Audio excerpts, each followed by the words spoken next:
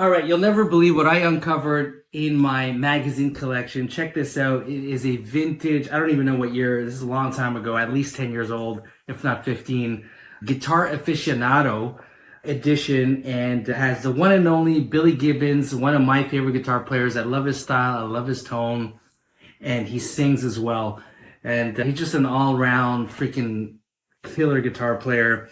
And if you've seen him play with his band, the one and only ZZ Top from Texas, him and Dusty, the bass player, they actually change up their instruments almost, I want to say, every second or third song.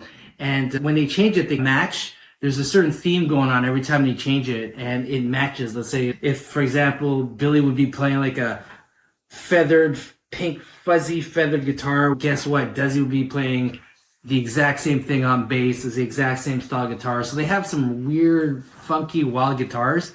But I rarely see Gibbons, at least live, play a couple of songs in a row where it's just like a plain Les Paul. Obviously he does. But there's an article in here where they talk about the coveted 1959 Les Paul. So apparently he has one, and any guitarist that you know of would pretty much run over their loved one to get their hands on a 1959 Les Paul. And Gibbons obviously has one. And I think he has a story to tell on how he got it, which is pretty interesting. All right, you ready to dive into this article? Let's do this. Okay, the article is called Bedroom Fang: How Billy Gibbons Found His 1959 Les Paul Pearly Gates Under a Rancher's Bed, by Alan DePerma, photographed by John Hendon. Look at this. I can't really see it, but up close and personal, there's all these unique little dings and scratches and poof. I'm telling you, I don't even want to guess what this thing is worth. Okay, here we go. You gotta have the right guns when you enter the town of Tone, says Billy Gibbons. Translation: if you're heading into a recording studio or onto a stage, it helps to have some really hot guitars with you. And there are few hotter guns in all guitardom than Gibbons' 1959 Les Paul, known to guitar aficionados worldwide as Pearly Gates. Yes, I have heard him talk about this iconic Pearly Gates guitar before, for sure. Gibbons acquired the instrument in 1968, just as ZZ Top were getting underway. Pearly Gates has played a starring role on every one of the band's records, from ZZ Top's first album in 1971 to the set of tunes the little old band from Texas is currently recording with super producer Rick Rubin. Threads of fortunate karma, both cultural and personal, crisscross the tale of how Billy acquired Pearly. It was a seminal 1966 album, Blues Breakers with Eric Clapton, that set him on a quest to own a sunburst Les Paul like the one Clapton is seen holding in the disc's rear sleeve photo. A dear friend of mine, Billy recalls, a fellow musician, Mr. John Wilson, was playing in a band called the Magic Ring out of Houston. He told me there's a rancher outside of town who played in a country band but has turned his attention toward wrangling cattle. Rumor has it that the guitar still resides under one of his beds in his ranch house. So Gibbons drove solo about an hour out of Houston and found the elusive rancher. The guy was big, Billy recalls. He was like a John Wayne guy. I had $250 in my pocket, and when he pulled out that 59 burst, the deal went down. Can you imagine $250 for a 59 Les Paul? That's worth a fortune these days, but man, that's crazy. Billy had freshly obtained the cash as a return on a favor. He loaned an aspiring actress a 1939 Packard automobile that he collectively owned with some friends so that she could drive from Houston to Hollywood for a screen test. We didn't think the car would make it past El Paso, Billy says, but it brought her all the way to Hollywood, and she got the part. We figured the car must have divine connections, so we named it Pearly Gates. Meanwhile, she called and said, should I send the car back or sell it? We said, sell it. She did, and my portion of the settlement arrived the very day I drove out to see the rancher. Coincidence? I think not.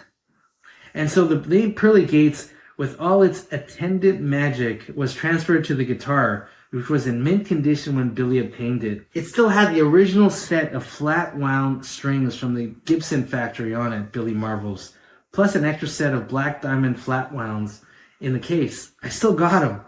Also in the case was a love note, which we also still have, from a girlfriend of the original owner. She said, "I like what you do. Meet me later. You might like what I do." Awesome. Over the years, the instrument has acquired a patina of scratches, scrapes, and dings, including ample belt buckle wear on the rear of the body. Oh yeah, any kind of musicians that's gigging or touring definitely knows what that's about.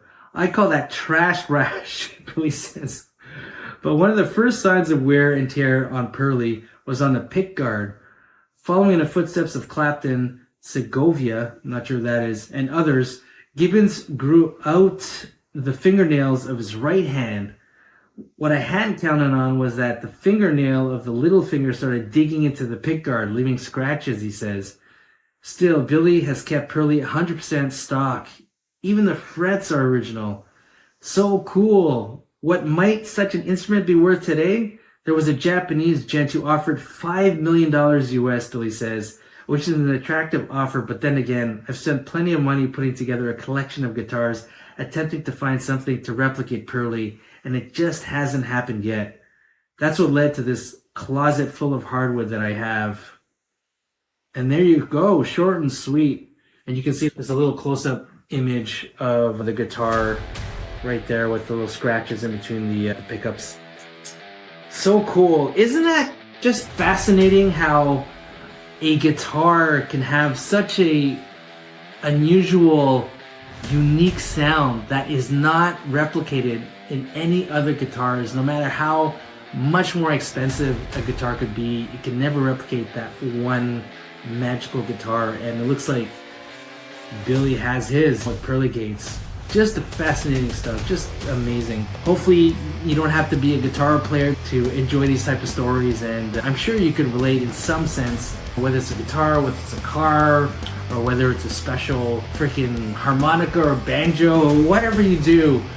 I don't know if you can relate that to soccer. I'm trying to find an analogy to soccer. I guess it wouldn't be a soccer ball or a basketball, but maybe it's like the feeling you get when you step onto a specific basketball court or an outdoor baseball field or something that just brings up the ghost of past players, or I don't know what, childhood memories that makes it even more awesome of an experience being on there.